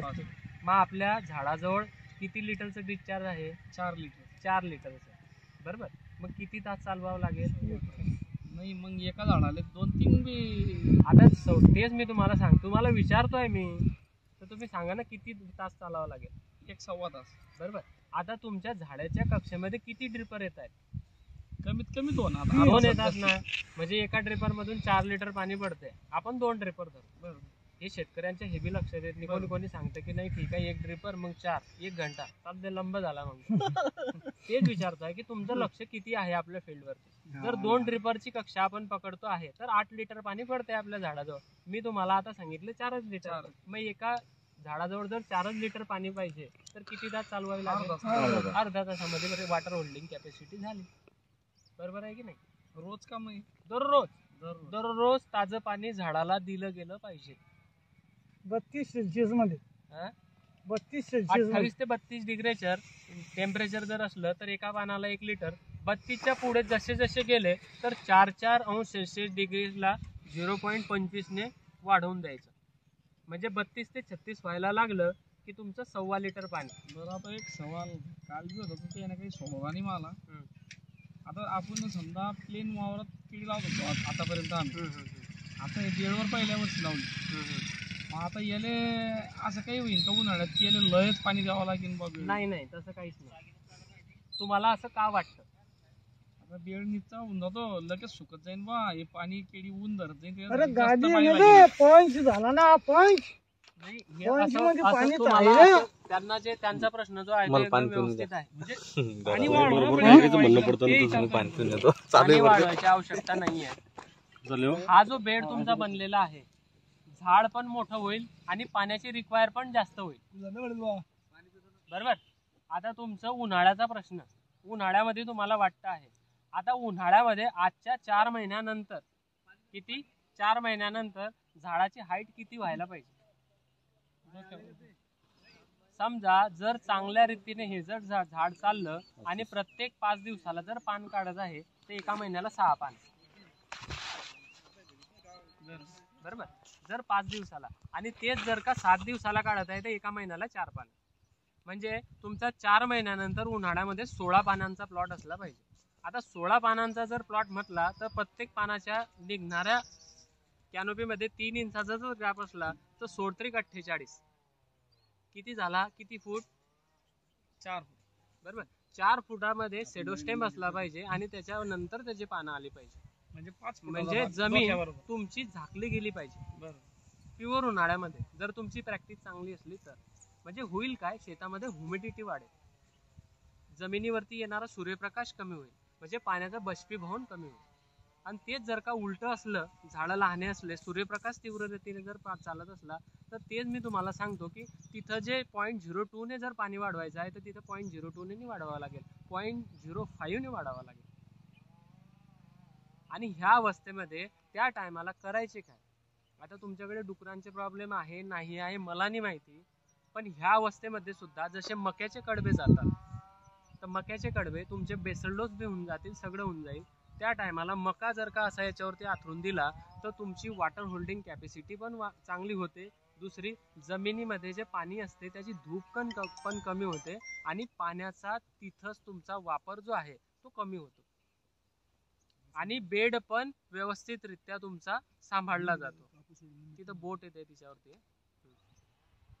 म्हणजे बाष्पीभवन जर तुम्ही थांबवलं, सगळ्यात जास्त पाणी झाडाला एवढं पाणी लागतं का? झाडाला 0.1%, 99% पाणी हे बाष्पीभवन आणि जमिनीची कॅपॅसिटीसाठी आपण देतो. मग जर तुम्ही जमिनीचं बाष्पीभवन, जे होणारं पाण्याचं बाष्पीभवन जर तुम्ही वाचवलं तर तुम्हाला मग तिथं पाण्याची जी ही असते ती कमी द्यावी लागेल. मग 1 लिटरच द्या ना तुम्ही. जर तुम्ही जमिनीवरती जर कचरा मल्चिंग केलेली आहे, आच्छादन जर केलेलं आहे तर तिथं सूर्यप्रकाश पडणारच नाही, बाष्पीभवन होणारच नाही. बेड पाहिजे त्या 1 घंट्याच्या ओलमध्ये ओल होऊन जाईल. मग तुम्हाला पाण्याची आवश्यकता पाहिजे तेवढी जास्त लागणार नाही. बरोबर. आता तुम्ही बेड बनवलेला आहे, निचरा होऊन जाईल, पाणी जास्त लागेल, हे डोक्यातून काढून टाका. ते याच्यासाठी मी काय म्हणतो, किती कडचा प्लॉट आता अजून येणार तयार झाला हिने. बेड वरतीच किडे लावायची. पाण्याचा विचार बघा होतं का, कचरा मल्चिंग केलं तर की ह्युमस पण जाईल, ड्रीप कचऱ्याच्या वरती राहील, कचरा जसा जसा सुकेल, जसं जसं पाणी पडेल तसा ह्युमस पण लागेल, त्याला डबल फायदा आहे. पाण्याचं बाष्पीभवन पण थांबत आहे, बायोमास कार्बन पण जात आहे, दुसरं जे पाणी पडत आहे त्याचा ह्युमस पण जातो आहे, म्हणजे तिथं टाकलेले जे मटेरियल आहेत त्याचे बाउंडिकल पार्ट सुद्धा तुटत आहेत, म्हणजे जमीन चांगली भुसभुशीत होईल तुमची आणि मुळांच्या कक्षेसाठी वापशा कंडिशन राहील. अशी टाईट जमीन राहणार नाही. तुम्ही जर एखादी कचऱ्याची भुगली जर टाकली आणि त्याला उचलून बघितलं तर पूर्ण फुडरं झालेलं असतं, जमीन स्पोरल झालेली असते. बेड वरतीच केडी लावा, पाणी जास्त लागेल कमी लागेल चिकटून ना ते जमीन. बरोबर. त्याच्यावरती लक्ष घालायचं नाही. आणि जर तुम्हाला इथं बायोमास कार्बन जर पाहिजे असला तो 2 झाडांच्या मध्ये इथं हा असा चौकोन बनवायचा 1 फुटाचा चौकोन. का की लांब टाकण्यापेक्षा हा जर असा 6 inch 6 inch 6 inch 6 inch 24 inch मिळतो. आता इथं 24 इंच लांब टाकायला गेलं की झाडाच्या कक्षेत जाऊ, पण तोच जर का तुम्ही इथं जर का चौकोन बनवला तर हा 24 इंच मध्ये तुम्ही तिथं टाकू शकता, धेंच्या टाकू शकता. तो जर एवढा वाढला तर यालाच कट करून इथंच आथरून द्या, तुमचं हिरवळीचं खत पण तिथं तयार होईल. आलं लक्षात? या झाडाला येणाऱ्या थंडी जे वारे असतात त्याच्यापासून पण प्रोटेक्शन होईल. दुसरं, झाडाची कक्षी मुळीची कक्षा इथपर्यंत नाहीये तर हा याचं न्यूट्रिशन घेणार नाही, म्हणजे थंडीपासून प्रोटेक्शन झालं. दुसरं, ज्या दिवशी तुम्हाला बेडवरती आवश्यकता आहे कचरा मल्चिंगची त्या दिवशी तुमच्याजवळ कचरा आला, तो सगळ्यात बेस्ट हिरवळीचं खात. तुम्हाला कचरा आणायला तुमच्या डोक्यामध्ये 10 वेळा विचार करावा लागेल की कुठून आणू. आता हे हिरवळीचं खात टाका. बरोबर. 6 इंचाचा डब्बा मारायचा, 24 इंच होते, 6 चोक 24, 2 फूट. व्यवस्थित तिथं दाणे टाकायचे, त्याला पाणी द्यायची गरज नाही, खत नाही, फक्त 1 ते 2 वेळा त्याला अळीचा स्प्रे करायचा. अळीचा स्प्रे केला, विषय संपला. ज्या दिवशी फुलं येतील त्या दिवशी त्याला कट करायचा, आथरून टाकायचा. कारण झाडाला इथून तर तिथपर्यंत एवढी जागा भेटते, झाडांना कोणत्याही प्रकारची हानी होणार नाही. कचरा मल्चिंग पण होईल, थंडीपासून पण संरक्षण होईल. म्हणून प्रत्येक शेतकऱ्याने आजच्या तारखेला कारण तुमच्याकडे आपल्याकडे थंडीच्या लहरी येण्या बाकी आहेत. आपल्याकडे होऊ शकते की जानेवारीच्या 10 तारखेला किंवा 8 तारखेला चांगली थंडीची लहर येऊ शकते. त्या तोपर्यंत होईल का मग तो? हा? तोपर्यंत होईल का? मग होऊन जाईल ना. एका महिन्यात किती होतो? आता 1 महिना झाला. त्याला होतं काय, सण तुम्ही आज पेरला ना, त्याला जर पाणी दिलं, नुसता एवढा उगून आला की एक नॅनो युरियाचा स्प्रे करून द्यायचा त्याच्यावरती, पटकन वाढतं. त्याला व्हेजिटेटिव्ह ग्रोथ भयंकर असते. त्याला सॉइल अनालिसिस करायची आवश्यकता नाही. फक्त वरनं अळीचा स्प्रे घेत असताना नॅनो युरिया थोडासा टाकायचा किंवा नॉर्मल युरिया जरी टाकला तरी चालतो. पटकन वाढतो,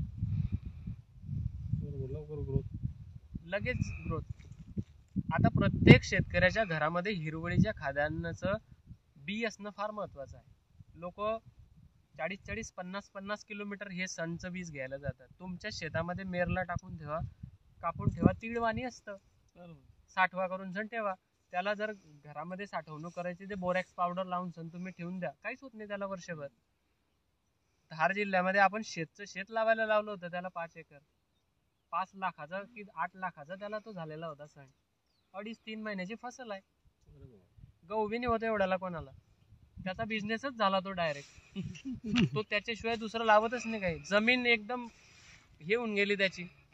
कारण बघा, पूर्ण शेतामध्ये ह्या बेडवरती जर तुम्ही सण लावला केळी लागवडीच्या अगोदर, सण कट केला, प्रत्येक खुटी आहे, प्रत्येक खुटीला रूट आहे. आता रूट म्हणजे काय की हवेची पोकळी. रूट काय करते, हवेची पोकळी निर्माण करते, अन्नाचा साठा तयार करते. आता ज्या दिवशी तुम्ही त्याला कट केली, झाड काय करते, खुटी सुकायला लागते. सुकायला लागले म्हणजे तिथं काय झाला, एअर पर्क्युलेशन गॅप तयार झाला, जो की झाडाच्या मुळांना पाहिजे असतो. हे केलं का आपण कधी, तर ह्या गोष्टी व्हायला पाहिजे, म्हणजे जमीन सुधारते. आता बेड पाडल्यानंतर तिथं जे बेड आहेत ना, या बेडवरती हे जे झाडं आहेत एवढी जागा सोडून द्यायची, पूर्ण याच्यावरती टाकायचं. लागवडीच्या बघा होतं काय, आपलं असं असते की आपलं नियोजनबद्ध काम नाही आहे प्रत्येक शेतकऱ्याचं. केळी लावू, हरभरा लावू का गहू लावू, नियोजनबद्ध काम जर केलं तर प्रत्येकाच्या शेतामध्ये 15 दिवस लेट झाले चालेल, पण तुम्हाला 1.5 उत्पन्न देऊन जाते कोणतंही क्रॉप. आपला हेच नसतो की आपण लागवड करू काय. त्याची केळी लागवड करायची आहे तर सेंद्रिय कर्ब वाढवण्यासाठी तुमच्या शेतीमध्ये तुम्ही सण, मका, सण, ढेंच्या ह्या टाकलाच केला पाहिजे. मका जरी टाकला तरी चालतो. 7 प्रकारच्या डाळी अशा फेकून द्यायच्या, त्याच्यामध्ये बाजरा, मका, तुमच्या भरपूर काही गोष्टी आहेत, हे टाकल्या गेल्या पाहिजे. आणि हे कट होऊन तुमच्या जमिनीवरती आथरलं गेलं पाहिजे. तर त्याचा बायोमास कार्बन तुमच्या शेणखतापेक्षाही चांगला मिळतो, कारण तो सगळ्या प्रकारचं त्याच्या इंटरनल. आता सण एवढा मोठा झाल्यानंतर त्याला फुलं आणि फळाच्या हिच्यामध्ये आल्यानंतर त्याची सगळी अवस्था झालेली असते, फक्त त्याला फळ भरायचं असते. त्याच टायमाला तुम्ही कट करून जर इथे टाकून दिलं तर ग्लुकोज, फ्रुक्टोज, सुक्रोज ती घ बनलेले असतात. ते जेवढं फळ खातो ना ते मिनरल्स असतात आपण खाल्ल्यानंतर, म्हणून आपल्या बॉडीला लगेच रिॲक्ट करतं. तर ह्या बेडवरती तुमचा सण पेरलेला असायला पाहिजे. आता भरपूर शेतकऱ्यांना कधी रिझल्ट घेतलेला आहे की गव्हाची शेती जे करतात, जर गहू कापून सण वरते फक्त नुसतं रोटावेटर फिरून जर केळी लावले ना तर केळी अप्रतिम येते. कांद्याचं शेत अप्रतिम केळी येते. का बरं, चांडी झालेली असते जमीनच्या वरच्या 6 इंचाच्या लेअरची. गव्हाचं शेत चटवायचं नाही का? नाही, तसं दसकटे होतो. काय फक्त फरक हा एवढाच पडतो की ज्या शेतांमध्ये कच्चं बायोमास असलं खायला, त्या ठिकाणी तुमची हुमणी अळी जास्त येते. आलं का लक्षात? तर त्या हुमणी अळीसाठी मेटारायझिन आणि सोपली सगळ्यात बेस्ट पर्याय. लिक्विड फॉर्म मधला घ्या का तुमच्या पावडर फॉर्म मधला घ्या. आम्ही डेंटाशू कसा आहे की रासायनिक प्रक्रिया तर ठीक आहे. डेंटाशू 10 दिवस एकदम डेंटाशू सारखं दुसरं कोणतंच प्रोडक्ट चांगलं नाही की जे हुमणीला मारेल. परंतु तिथं कंटिन्युअसली आज टाकलं 10 दिवसानंतर 12व्या दिवशी उंचन कोंब खाल्ला तर काय करणार. मेटारायझिन आणि सुपली एक प्रकारची बुरशी बनवते. ते बुरशी तिथं त्या अवस्थेत पडलेली असते. ज्याही दिवशी ते वर तोंड काढायला आली ना तर त्याच्या स्किनला ती डायरेक्ट चिपकते आणि त्याला मारून टाकते. ते मेटारायझिन आणि सुपलीचं काम आहे. मग त्याच्यासाठी बेड हा ओपन असणं गडबड आहे. त्याच्यासाठी बेड झाकलेला असायला पाहिजे. म्हणजे त्या सगळ्या प्रकारच्या मायक्रो ज्या फंगीसाईड ज्या आहेत, जे इन्सेक्टिसाईड ह्या ॲक्टिव्ह फॉर्ममध्ये असतात. आता ह्या गोष्टी ज्यांच्याकडे डुकरांचा प्रॉब्लेम आहे त्यांनी केला तर त्यांचे बिचारांचे तर कचरा तर जागेवरती जाईल, केळीचे रोपच गायब होऊन जाईल. इकडे बी आता डुकर शेतकऱ्याला फार त्रास आहे हो. ॲग्रोनॉमिस्ट आपल्या भाषेमध्ये बोलून त्यांचा वाजा वाजवून चालले जातात. शेतकऱ्याला दिवस रात्र इथं मरावं लागतं शेतीमध्ये. मी स्वतः शेती करतोय, काय काय प्रॉब्लेम येतात मला माहिती आहे. साहेब हे गावाच्या किती जवळ आहे आता हे गावच. जंगली डुकर 3ऱ्या वर्षी याच्यातला रोप खाल्लं. म्हणजे आपल्याला माहिती आहे ना का काय काय फरक पडतो, बरोबर. पण कचरा मग याला करायला काय पाहिजे की व्यवस्थितरित्या. आता तुम्ही म्हणतात की बुवा लफडं मोठं आहे, मी एवढं करू नाही शकत. पण मग मला सांगा 30,000 रोपं लावून सण जर तुम्ही बिल्टीवरती 25 किंवा 30च कापताय तर 10,000 रोपं जाता जाईल ना तुमची दरवर्षी. मग तुम्ही 40,000 लावताय डोक्यात ठेवता कशाला? मल्चिंगचा विषय. कोणती मल्चिंग? या बेडवरती mulching, paper mulching. Paper mulching करू शकतात. पण पेपर मल्चिंग हा जो विषय आहे हा केळीसाठी आलेला नाही. पेपर मल्चिंग हे शॉर्ट ड्युरेशन क्रॉपसाठी आलेलं आहे. त्याचा उपयोग लॉंग ड्युरेशनसाठी सुद्धा करताय. आता मला सांगा पेपर हा किती दिवस टिकतो बेडवरती? 7 महिन्यामध्ये त्याचे हे तुटायला लागतात, कारण मायक्रॉन तेवढा नसतो. बघा सायंटिफिकली पूर्ण भारताचा जर विचार केला किंवा कंपन्यांचा जरी विचार केला ना तर त्यांनी त्यांचे पॅरामीटर्स एकदम व्यवस्थित काढलेले आहे. का अमोल भाऊ? औषधं बी एकदम व्यवस्थित आहे. झाला गबाळा कुठे आहे? ॲग्रोनॉमिस्ट आणि शेतकरी. 10 ml सांगलं की तो 15 टाकतो. 15 टाकलं की त्याला रिझल्ट मिळतो. 10 मधून 15 आड्या मरतात, बाकीच्या तिथंच पडलेल्या असतात. परत तुम्ही 20 ml घेतात, म्हणून ते 50 ml पर्यंत आपण पोहोचले. आता तशी मल्चिंग जे काढली तुमची पेपर मल्चिंग ही शॉर्ट ड्युरेशन, जे टरबूज आहे, खरबूज आहे, मिरची आहे, की तुम्ही ते पीक काढून घेतल्यानंतर तो रोल गुंढवून तुम्ही एका बाजूला कुठेतरी वेस्टेजला देऊ शकतात किंवा त्याला रियूज करू शकतात. आपले बहादर केळीला 2-2 वर्ष टाकतात की आणि नंतर केळी झाली की त्याच्यामध्ये सगळा रोटावेटर केला की सगळी प्लॅस्टिक तिथंच. आता मला सांगा तुम्ही वेचणार आहे का ती प्लॅस्टिक? नाही. एवढी भयंकर हानी होणार आहे शेतकऱ्याला. हे तुमचे रासायनिक पेक्षाही तुमचा युरिया, पोटॅश आणि याला जर तुम्ही आरोड्या मारतायत ना, याला तरी सल्फ्युरिक वगैरेमुळे तुम्ही काहीतरी करू शकता आहेत. मायक्रो प्लॅस्टिक तुमच्या जमिनीमधून जाणार नाही, जे की तुमच्या डोळ्याला दिसणार नाही. आजच्या 10 दिवसानंतर होऊन जातो ना कुचंबर. आणखी एकदा रोटावेटर फिरून आणणार, हे दिसलंच नको पाहिजे. आता तुम्ही करतात, माती बनते आहे का त्याची? प्लॅस्टिकच आहेत ना. आता मला सांगा याच्यामध्ये तुम्ही मल्चिंग टाकली, 2 वर्षानंतर पूर्ण भुगा केला, तुम्ही काढू शकतात. कितीला? 10 वर्षानंतर. कशी काढणार? काढणार तिला चाडून बी समजणार नाही तुम्हाला. आज तुम्हाला माती काय हेच कळत नाहीये की ह्या सॉइल मध्ये क्ले किती आहे, सँड किती आहे, हे काढूच शकत नाही तुम्ही. पण हे आपले जीवनदानी आहे. पण त्या जिच्यामध्ये जर तुम्ही प्लॅस्टिक मिक्स करून जर का करतायत तर ती चुकीची पद्धत आहे. हा, याच्यामध्ये सुरुवाती अवस्थेमध्ये 2.5-3 महिन्यापर्यंत, जसं आता केळी उगली तुमची, याच्यावरती बेडवरती जर तुम्ही एक बेसल डोस भरून जर का टाकलं तर तुम्हाला ही निघालेली जी अंडी आहे हे मरून जाईल. पण ते 1-2 महिन्यानंतर काढून टाकायचे. पण केव्हा काढायची? ज्या टायमाला याची सावली त्या बेडवरती येईल. नाही तर परत त्या रूटवरती येतात, सनलाईट त्याच्यावरती पडतो, झाड शॉकमध्ये जातं, परत आपण रिवर्स जातो. मग त्याच्यापेक्षा बेस्ट तुमची कचरा मल्चिंग. मी आज जे सण लावायला लावतो आहे 1 महिन्यानंतर तो टाकून द्यायचा. भले हे गवत एवढं झालेलं असलं त्याच्यावरती टाकलं ते पिवळं होऊन मरून जाईल. बरोबर आहे की नाही? तर पेपर मल्चिंग जी आहे ही फक्त आणि फक्त शॉर्ट ड्युरेशन क्रॉप. तुम्ही कांदाला ज्या शॉर्ट ड्युरेशन म्हणजे काय, 2.5 ते 3 महिन्यामध्ये जे क्रॉप निघतात पूर्ण कटून सण, त्या क्रॉपसाठी सगळ्यात बेस्ट पेपर मल्चिंग. कारण त्यात निंदणी करणे ह्या गोष्टी, दुसरं त्याच्यामध्ये उत्पादन पण वाढतं. तुम्ही मल्चिंगवरती टरबूज लावा, नॉर्मल लावा, तर तुम्हाला मल्चिंगमध्ये चांगल्या प्रकारे टनेज येतात. कारण त्या रूटला याच्यासाठी मल्चिंग टाकावी लागते काळ्या कलरची, की त्या झाडांना रात्री बी आणि दिवसा पण हा सेन्स दिलेला असतो की दिवसा पण रात्रच आहे म्हणून काळा पेपर टाकलेला असतो. म्हणून तो दिवसा बी फिडिंग करतो, रात्री बी फिडिंग करतो, मिळणारं फळ हे मोठ्या अवस्थेत. म्हणून पेपर मल्चिंग काळ्या कलरचं आहे. व्हाईट कलरचं कधी बघितलं का तुम्ही? वरतून व्हाईट आणि खालून काळं. काळं त्याच्यामध्ये अंधार पडला पाहिजे. ट्रे बी काढायचे येतात मग आपल्या रोपाचे, तेवढ्यासाठी हवे. त्याच्यासाठीच असतात. रूट रायझोस्फिअर चांगला डेव्हलपमेंट झाला पाहिजे. हिरव्यामुळे गडबड आहे. ट्रे जे आहेत मेट्रोजन मेट्रोजन आहे. ट्रे जे आहेत ना हे तुमचे काळ्या कलर मध्येच असले पाहिजे. काळा कलर हा याच्यासाठीच असतो की या हा टाकीचा कसा निळा कलर आहे तसा पोपटी कलरची डायरेक्ट दिली हिरवी. नाही ते जैनचं नाही, आता अजून काही प्रश्न आहेत? व्हायरसचं काय आहे सेम विकास काय करा सीएमव्ही व्हायरस हा जो आहे, आता बघा, आता ऊन क्लिअर पडलं म्हणून जर अजून 5 दिवस कंटिन्युअसली पुढे लोटले गेले असते तर तुम्हाला याच्यामध्ये बी ते दिसलं असतं. का बरं दिसलं असतं की हे जे पानं आहेत हे कच्चं क्लोरोफिल घेऊन आले असते.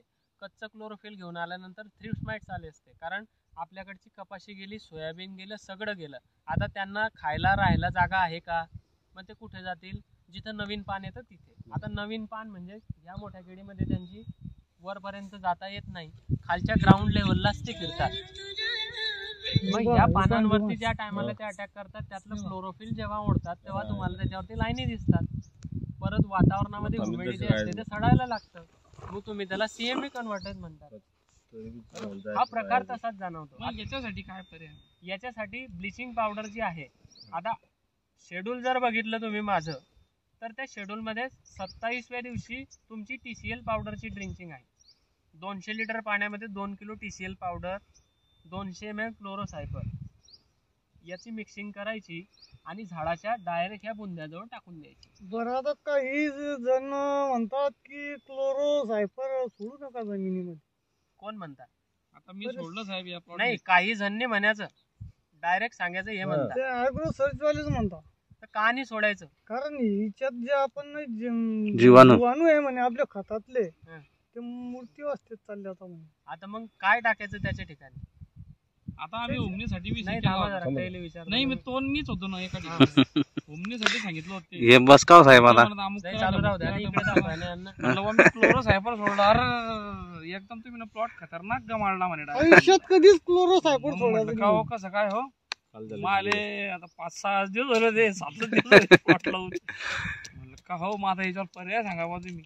मग किती वाल सोडलं म्हणलं बा 50 क्लोरोन 5 सायफर. अरे मग तर तुम्ही तर एकदम तुमचा प्लॉटच क्लास झाला म्हणाल. मनीषवाला सांगा आम्हाला. हा मग म्हटलं का हो मग आता त्याला काहीतरी वाचण्यासाठी पर्याय सांगा. ते उमणी जाऊ द्या म्हणलं साली उमणीनं मेलं तर आम्ही दुसरं रोप लावू, पण प्लॉट जिवंतसाठी सांगा आता काहीतरी. मग काय पर्याय सांगलं? काय हातपायच गाडले बहुतडी क्लोरो सायफर झाल्यावर. आता भाऊने तिच्या लावला, केळी- भाऊन 20 आपले 20% वाला क्लोरो सांगलं होतं, भाऊन 50 वाला क्लोरो सायफर. देऊन टाकलं आणि दिलं तिनं कप सोडून ती बघ मधून. नाही तर काय म्हणजे फरक दुकानदाराची झाला गलती मग त्याच्यात. आता हा प्लॉट तुमच्या समोरच आहे, क्लोरो सायफर सोडेलच आहे. रिझल्ट आला का मग उमनीचा तुला? आता ड्रिचिंग केली डेंटा करा हे करा. मग डेंटासू टाकेल नव्हतं का तुम्ही पहिले? नाही. कसं भाऊ, जर क्लोरोसायफरची साईड इफेक्ट आहे तर त्याच्यापेक्षा आधी जर उच्च दर्जाचं नाही, डेंटाचं खराब आहे. ते जे आहे, तर डेंटा जे यांना मी जे सांगितलं, आता टाकायचं काय? जैविक आहे ना म्हणे. मग जैविक मध्ये काय टाकायचं? उमनीसाठी काय टाकायचं? त्यांच्या कंपनीचं स्नॅपर. नाही त्याच्या कंपनीचं नाही ते. बघा, निर्मलचं आहे. जर मी माझ्या ग्राउंड लेवलवर उतरला ना तर मग बाकी काहीच टाकायचं नाही. मग तुमच्या शेतामध्ये सगळं असलं पाहिजे. निओनिकोटीन, तंबाखूचा डस्ट तुम्हाला जर टाकायचा असला तर क्लोरो नका टाका आणि कोणाचं काहीच नका टाका. मग तुमच्या झाडामध्ये जर 10 एकर शेती करताय तर 10 तुमच्या झाडामध्ये तंबाखूचे झाडं लागलेले असायला पाहिजे. 5 ते 7 तुमच्या शेतामध्ये लिंबाचे झाडं लागलेले असायला पाहिजे. तुमच्या शेताच्या आजूबाजूला जे बकरी किंवा कोणत्याही प्रकारचे जे प्राणी आहेत, जे वनस्पती खात नाही, त्या वनस्पती तुमच्या बांधावर असल्या पाहिजे. तुम्हाला कोणालाच गेटमध्ये आणायची गरज नाही. कसं बनवायचं, काय बनवायचं, सगळी रेसिपी आहे माझ्याजवळ.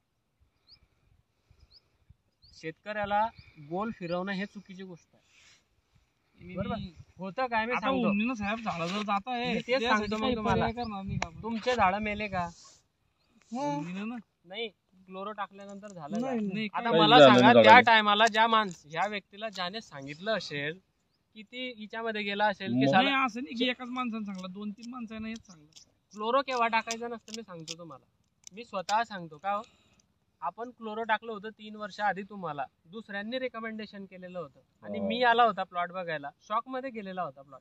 110% शॉक मध्ये जातो, मी म्हणत नाही. पण जर का आज क्लोरो टाकलं आणि उन्हाचा चटका, मी बोलत असताना आताच बोललो, बरोबर. ऊन पडलं ना ते पॉयझन आहे. म्हणजे ते फ्यूम बनवतं, तू फ्यूम चटका पॉइझन बसला आहे. होता लिहून झाड पटकन त्याला पकडतं आणि झाड जागेच पिवळं हुंसन बसतं. जास्त आहे. आज थंडीची जी अवस्था आहे ना, थंडी जर पडते आहे, जर ढगाळ वातावरण आणि हुमणी जर का वरती आलेली आहे, तर सगळ्यात बेस्ट पर्याय आहे तुमचा मेटारायझिन आणि सुपली. आज तुम्ही कृषी अधिकाऱ्यांकडे जर गेले तर 25-25, 30-30 किलोच्या बागा आलेल्या आहेत. तुमचा ट्रायको, सुडो, बिव्हेरिया बेशियाना, तुमचा मेटारायझिन आणि सोपली, तुमचा बॅसिलस, पॅसिलस, हे सगळ्या प्रकारचे घटक आहेत. निमॅटोडसाठी बॅसिलस काम करतं, हुमणीसाठी तुमचा मेटारायझिन आणि सोपली काम करतो, अळी थ्रिप्स माइटसाठी बिव्हेरिया बेशियाना काम करतो, तुमचा ट्रायको सुडो हा प्रत्येक हर प्रकारची बुरशीला मारण्याचं काम करतो. ड्रिचिंग झाली याला. बरोबर, बायको सोडून झालं साहेब. ट्रायको सुडो पण काम करतो. पण ह्या सगळ्या गोष्टी कधी कशा टाकल्या गेल्या पाहिजे, कारण शेती करत असताना आज बघा, सर्वात आधी तर आपण प्रत्येक वर्षी नवीन काहीतरी करण्याचा प्रयत्न करतो. नवीन काही करण्याचा प्रयत्न करतोय तर नवीन नवीन कंपन्या बी येतात आपल्याला. त्याच्यात हा काही वेगळं सांगतो, दुसरा कोणी वेगळं सांगतो, तिसरा काही वेगळा सांगतो. मग आपण तिघीच्या पैकी कोणा एक ऊस लावायला प्रयत्न करतो, तिसरं चौथंच काहीतरी बनतं. बरोबर.